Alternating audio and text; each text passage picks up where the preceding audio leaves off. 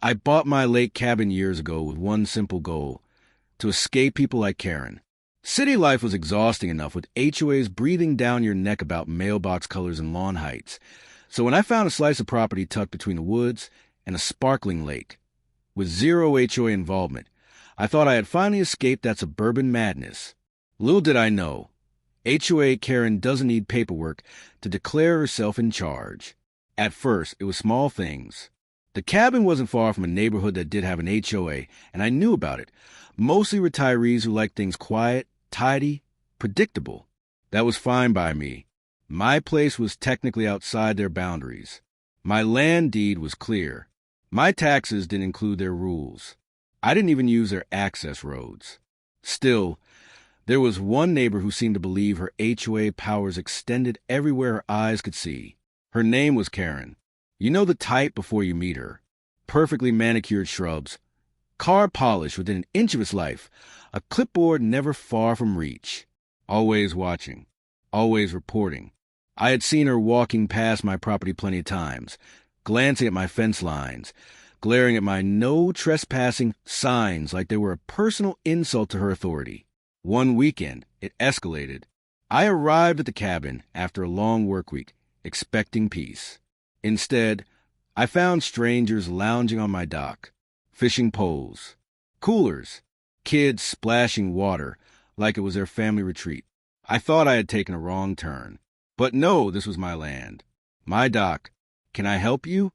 I asked, trying to keep my tone polite despite the obvious trespass. One of the strangers pointed vaguely up the hill. Karen said it's fine. She said this is part of the neighborhood access to the lake. I felt my stomach drop. Neighborhood access? That neighborhood wasn't even on my deed. I walked up the hill, and there she was, Karen in all her HOA glory, arms crossed, sunglasses perched like a crown. I told them they could use it. She said, flat as concrete. The HOA has rights to shoreline access.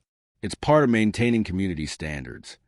I laughed, thinking she must be confused. Karen, this isn't your HOA's property. It's mine. It's private.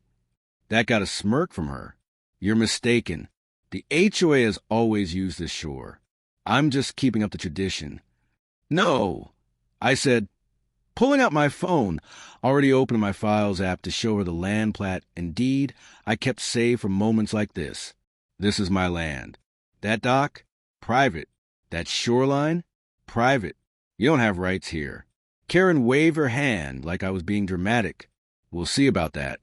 I asked her to have her guests leave, politely but firmly. She huffed, rolled her eyes, said something about how you won't make friends with that attitude. Her guests packed up slowly, awkwardly. They knew they weren't supposed to be there. Karen glared at me the whole time, like I had personally ruined her weekend plans. The next day, I came back with freshly printed signs. Private property. No trespassing. No HOA access. Hammered them into place. Added security cameras to the trees just for good measure. But you know how Karens work. They don't stop just because you're right. They stop when someone makes them stop. And Karen wasn't done yet. Not by a long shot. I thought the signs would be enough. In most places, a clearly posted private property / no trespassing sign is like a stop sign for sane people. But this wasn't about sanity. This was about Karen. And people like her don't respond to boundaries. They respond to attention. The very next weekend, I came back to my cabin expecting peace. Instead, I found more strangers. More than before. Cars I recognized parked along my gravel driveway. Coolers scattered, towels laid out on my dock, kids splashing in my lake.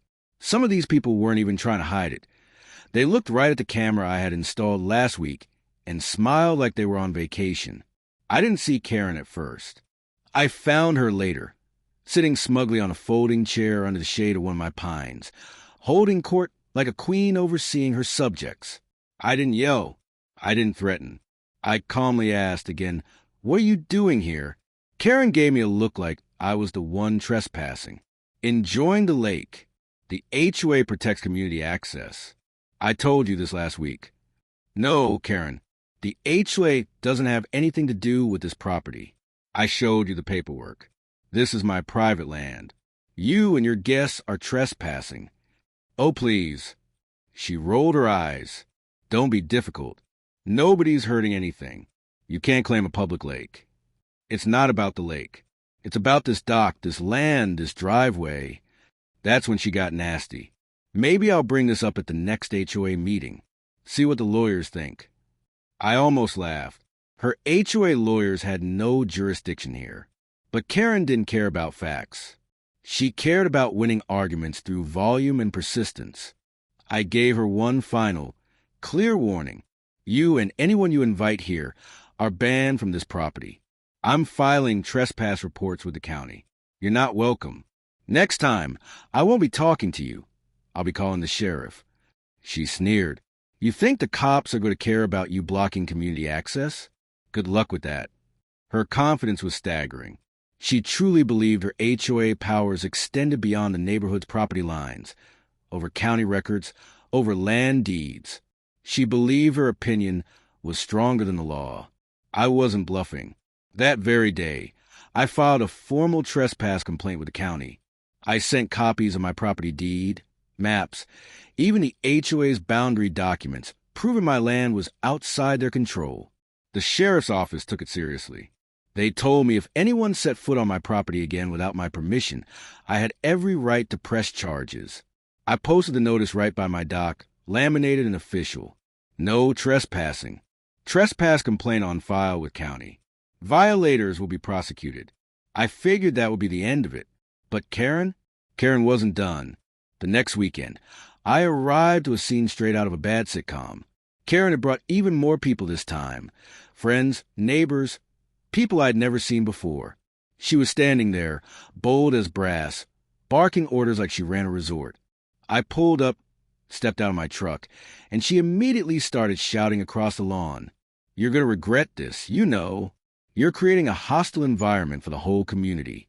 I didn't respond. I just picked up my phone, dialed the sheriff's office, told them, trespassers are back, despite formal notice. Karen saw me on the phone and smirked. Good. Call them. Let's see what they think of your little tantrum. It wasn't 5 minutes later that the squad car rolled up. Karen strutted right over to them like they were her personal security detail. Thank you for coming. I need to report a disturbance. This man is threatening my guests and trying to block HOA access to the lake. The deputy didn't even have time to answer before I handed over my folder. Deed, county plat maps, the filed trespass complaint, photos of my posted signs. The deputy flipped through them slowly. Karen's smile faded with every page. Ma'am, the deputy said calmly, this is an HOA property. It's private land. The lake might be public, but the access here isn't. You and your guests are trespassing. Karen's jaw dropped. What? No, that's not possible. We've always used this dock. That doesn't make it legal. The property owner has clearly revoked your permission. You've been officially warned. If you don't leave now, we'll have to cite you. But, ma'am, it's very clear. Her guests started packing up fast now. Coolers snapped shut, towels bundled, chairs folded. Nobody wanted to stick around for citations. Karen stood there sputtering. This isn't over. The deputy raised an eyebrow. For your sake, I suggest it is. I didn't smile. I didn't gloat. I thanked the officers and watched Karen and her entourage leave, furious and humiliated. But Karen's kind don't stop just because the law told them to. I knew she'd come back. I knew this wasn't the end. But now I had the upper hand. And the next step? I was about to make sure she couldn't touch my land again. Karen didn't take the sheriff's visit as a warning. People like her never do. In her mind, rules exist for everyone else. But not for her. That's how she lived. That's how she ran her little HOA. But now she was coming up against something she hadn't dealt with before. Someone who wasn't afraid of her, didn't answer to her, and knew exactly how to play by the law better than she did. I expected she'd make one more desperate move. I didn't expect it to come so soon. 2 days later, I got a letter taped to my cabin door. Sloppy, handwritten, the ink practically shaking with rage. It read something like this. You are in violation of the community's expectations, and are creating hostility by denying access to neighborhood families. This is your final warning before we escalate this further with authorities. Karen, HOA board member. It wasn't even on letterhead, just a scribbled threat, taped like some playground bully's ultimatum. I kept it, of course, evidence. I even took pictures of it flapping on my door next to the official no trespassing signs in county filings. What Karen didn't realize was that this move just gave me more ammunition. I called my lawyer the next day. Now, this wasn't some $1,000 an hour big city attorney, just a solid, local guy who knew property law and had dealt with enough HOA nonsense to recognize harassment when he saw it. When I showed him the trespass reports, the video footage, the sheriff's report, and now Karen's laughable attempt at intimidation, he chuckled. This is a textbook case of someone pushing boundaries because she's never had them pushed back before, he said. Then he drafted a letter. A real letter. Not handwritten. Not vague. Not emotional. A legal notice, delivered via certified mail, addressed to both Karen and the entire HOA board. In short, it laid out the following facts in painful, lawyerly detail. White Heavy checkmarked my land is not, and never has been, HOA property. White Heavy checkmarked the HOA has no jurisdiction over my cabin, shoreline, dock, or land. White Heavy checkmark continued harassment, trespassing, or threats would be met with civil action. White Heavy checkmark Karen's behavior had already resulted in a sheriff's report, and further incidents would escalate legally and financially. White Heavy checkmark any further attempt to access or allow others to access my land would result in charges of harassment and trespassing, not just civil complaints. The letter also copied the county's legal office, the sheriff's department, and the HOA's insurance carrier. This wasn't just about scaring Karen.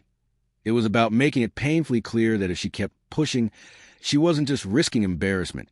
She was risking lawsuits, fines, and personal liability. I didn't hear from Karen for a few weeks after that. Not directly, anyway, but I heard plenty from the neighbors. Turns out Karen had spun her own version of events. That I was a troublemaker, that I was ruining community harmony, that I was threatening people over a silly little dock. But this time, her lies weren't landing the way she thought they would. Word had spread fast about the sheriff showing up, about the trespassing warnings, about the legal notice.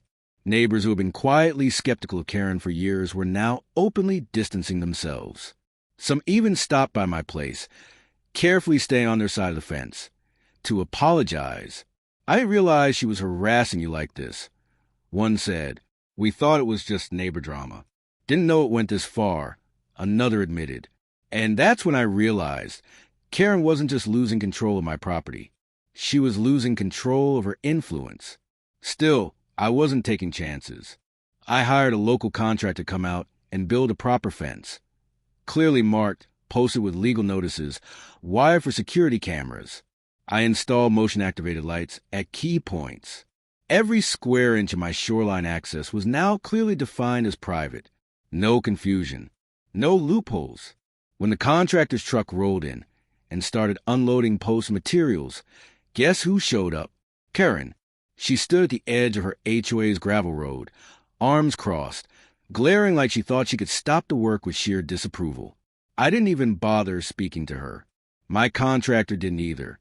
We had permits. We had papers. We had every legal right to put up a physical reminder that this land was mine, not hers. I could see the gears grinding in her head. How dare someone tell her no? How dare someone put up a barrier to her imaginary authority? But this wasn't her HOA playground. This wasn't her neighborhood clubhouse where she could bully people into compliance with gossip and fines. This was real property, real law, real consequences. That night, I installed the final sign myself. Private property, no trespassing. HOA access strictly prohibited. Trespass complaints on file with county law enforcement. Big, bold, reflective lettering. I made sure the floodlight caught it perfectly from the road where Karen always drove by. I didn't need to say a word. The message was clear. And if Karen thought she could still win this battle, she was about to learn just how wrong she was. The fence went up. The cameras went live. The sheriff's report was on file.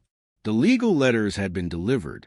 At this point, I figured Karen might finally crawl back into whatever self-righteous little HOA hole she came from.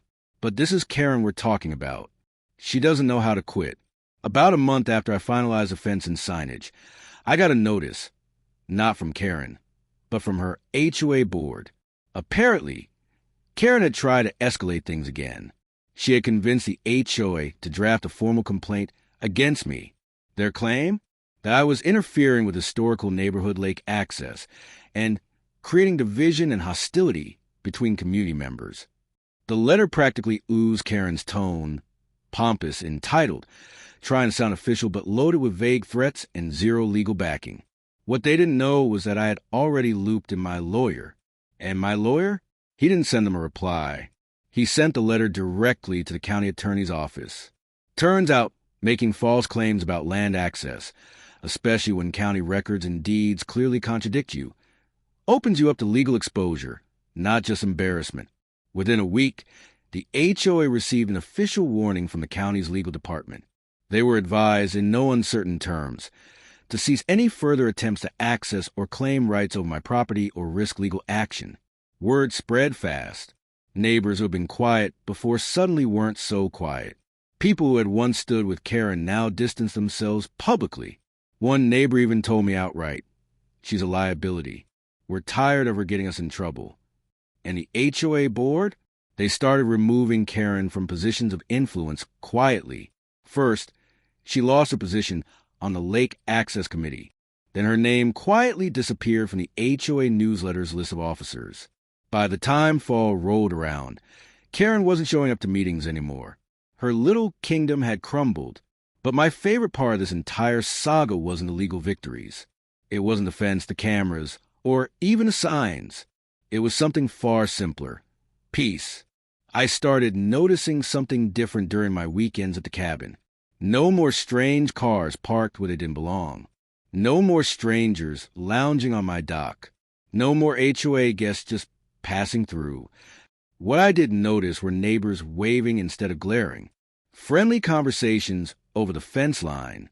People who once ignored me started apologizing for Karen's behavior. Some even admitted they'd been too afraid to stand up to her.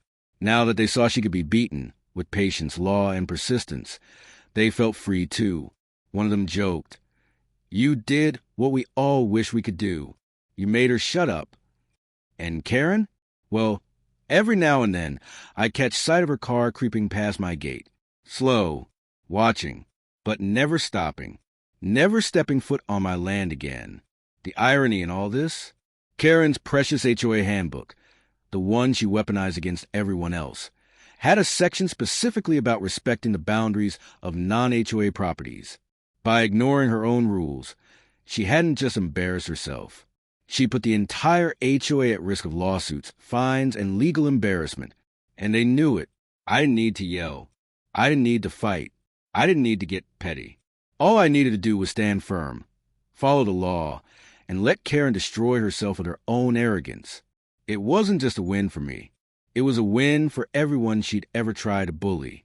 And as for my dock, it's quieter than ever now. Just how I like it. In the end, Karen learned the hard way that you don't mess with someone's land, especially when the law isn't on your side. But what made this ending so sweet wasn't just the legal victories or the silence that finally settled over my lake property. It was watching Karen unravel her own reputation, brick by petty brick, until there was nothing left of her imagined authority.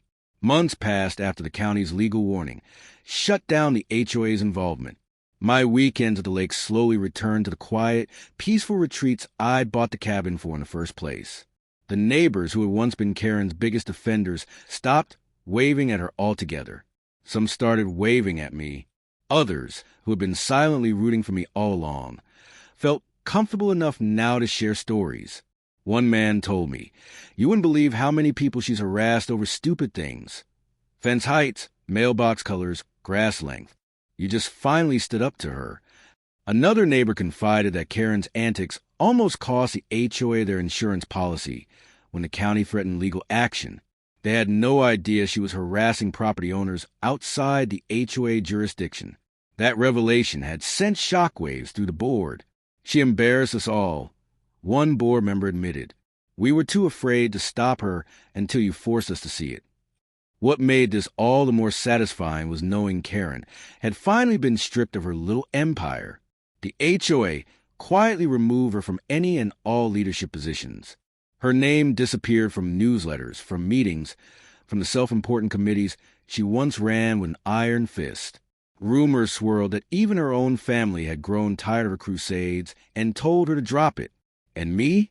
I didn't have to do anything but enjoy my weekends.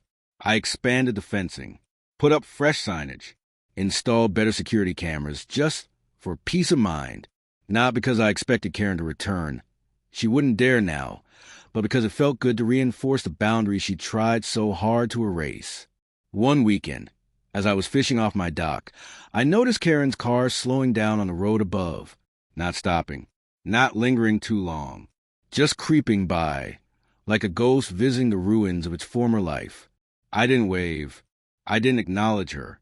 I just kept casting my line into the calm water. Because the real victory wasn't about shouting her down. It was about making her irrelevant. The irony? Karen's own HOA handbook had an entire section about respecting boundaries, avoiding harassment, and maintaining positive community relations. She broke every rule she'd ever enforced on others.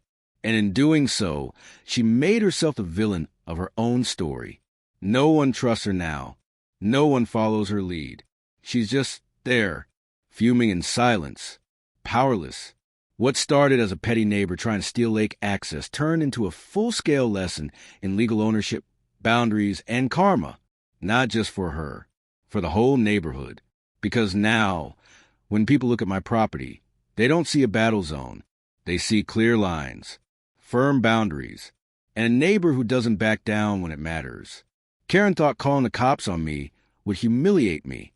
She thought turning neighbors against me would isolate me. She thought pretending her HOA had power here would intimidate me. Instead, she lost her reputation. She lost her influence. And she lost any hope of ever stepping foot on my land again. And me? I got my peace back. No loud parties. No trespassers. No HOA nonsense creeping into my weekends. Just quiet mornings, calm water, and a dock that belongs entirely and legally to me. Sometimes, the best revenge isn't dramatic. It's watching someone destroy themselves trying to take what was never theirs to begin with.